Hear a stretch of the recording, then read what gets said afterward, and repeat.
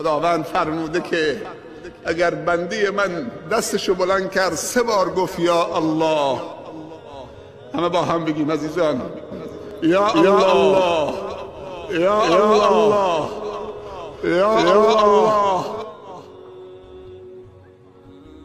انا خلق من خلقک. دعای مورچه، ما بندگانی از بندگانت هستیم یا الله. ما بی نیاز از رزق تو نیستیم یا الله. ما بی نیاز از رحمت تو نیستیم یا الله.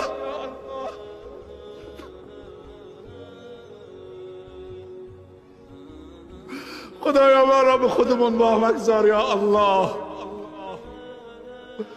خدایا بارانی بر دلهای ما نازل بکن که درون ما رونق بگیرد. خدایا به داد دلهای ما برس که دلهای ما مرده، نه زمینها. درون ما خشکیده یا الله. خدایا بارانی بر دلها و افکار ما بریز و به داد دلها نیتهای ما، به داد افکار ما را تصحیح فرما. ما در ابتدای سال جدید 1432 هجری هستیم. امروز روز 2 و 3 سال هجری، سال 32. اللهم یا مقلب القلوب والابصار، یا مدبر اللیل والنهار، یا محول الحول والاحوال، حول حالنا الى احسن الحال. ربنا ظلمنا انفسنا وان لم تغفر لنا وترحمنا لنكونن من الخاسرین. ربنا ظلمنا انفسنا، دعای بابا آدم و ماما حوا. ربنا ظلمنا انفسنا وان لم تغفر لنا وترحمنا لنكونن من الخاسرین. ربنا ظلمنا انفسنا وان لم تغفر لنا وترحمنا لنكونن من الخاسرین. خدایا محتاج رحمتت هستیم. بعد از اینکه درون ما را شستید، پروردگارا، بعد از اینکه درون ما را شستید، پروردگارا، بعد از اینکه درون ما را شستید، باران رحمت مادی خودت را بر ما ببار. چون همه جا خوش شده، آبها عمیق شدند، چراگاه ها کم شدند،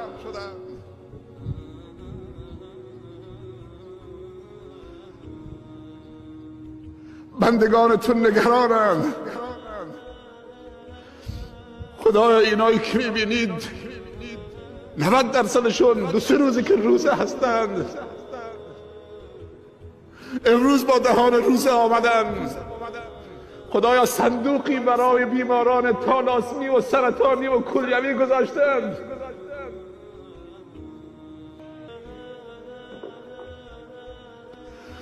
خدایا عجله‌ای برای رفتن ندارند.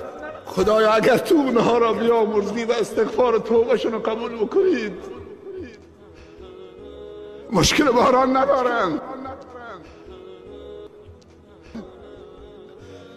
مشکل این که دلشون خشکیده شده، توکل و ایمانشون و یقینشون و عقیدشون ضعیف شده و اخلاصشون خدشه‌دار شده و مسیر قلبشون منحرف شده.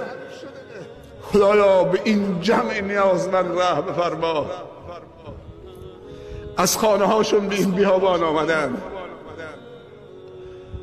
تو خودت گفتی اگر بنده من دستشو بلند کرد 3 بار گفت یا الله یا الله یا الله.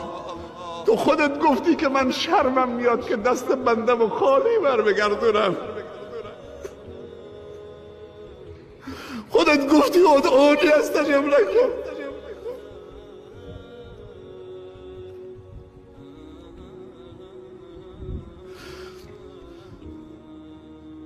خدایا ما نیازمند و درمانده و بیچاره و فقیر هستیم. یا ایها الناس انتم الفقراء الی الله. همه شما فقیر به درگاه خدا هستید. یکی از آداب استسقا متوسل شدن به دعای صالحین هست در حیاتشون. پیامبر صلی الله علیه وسلم روی منبر خطبه میخوندن. یک دفعه اعرابی در جمع بلند شد و خطبه آن حضرت رو قطع کرد. گفت یا رسول الله صلی الله علیه وسلم هلک العباد و البلاد، همه هلاک شدن، دعا بفرما. خطبهشو قطع کرد، دستشو بلند کرد، اونقدر دستشو لرزوند و گریه کرد که سپیدی زیر بغلش نمایان شد. هنوز دستشو پایین نیاورده بود که ابری کل مدینه رو در بر گرفت و بارندگی شروع کرد و همینجور ادامه پیدا کرد تا هفته بعد. دوباره روی منبر بود خطبه میخوند.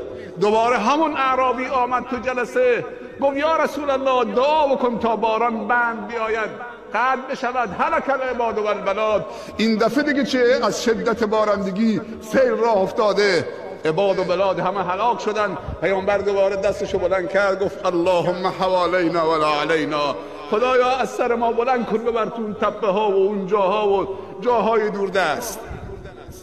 بارندگی قطع شد و حضرت عمر رضی الله عنه بعد از وفات پیامبر صلی الله علیه وسلم، حضرت عباس عموی پیامبر مستجاب الدعا بود، میرفت پیشش میگفت یا عباس، ای عباس، ما در حیات پیامبر صلی الله علیه وسلم اگر دچار قحطی میشدیم به دعای پیامبر ما متوسل میشدیم به درگاه خداوند، باران به ما میداد.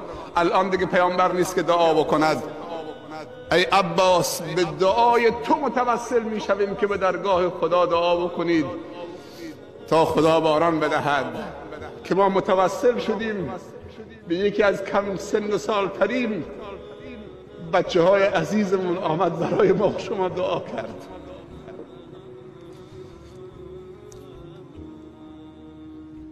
قبل از اینکه نماز استسقا خونده بشود، 2 رکعت نماز مثل نماز عید، خطبه هم بعد از نماز می نشینیم تا آخر خطبه هم دیگر رو حلال بکنید. اگر 2 نفر تو این جمع باشن که به هم پشت رو هستن، با هم قهرن، اگر نمامی در این جمع هست که از رونق جامعه اسلامی خوش نمی شود، اگر تارک الزکاتی در این جمع هست، اگر فرزندی که بی احترامی به پدر و مادرش کرده،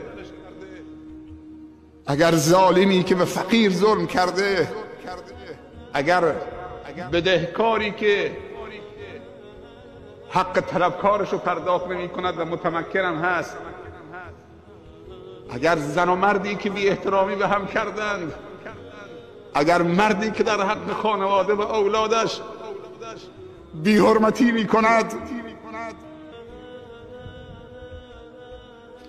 اگر شریکی که به شریکدارش خیانت کرده، اگر معلمی و عالمی که در حق بندگان خدا و شاگردان و طلاب کوتاهی کرده، اگر شیخ و عالمی که معصیت خدا می کند، همه باید توبه بکنند، همه باید استغفار بکنند. یک صفحه جدید، یک پرونده جدید.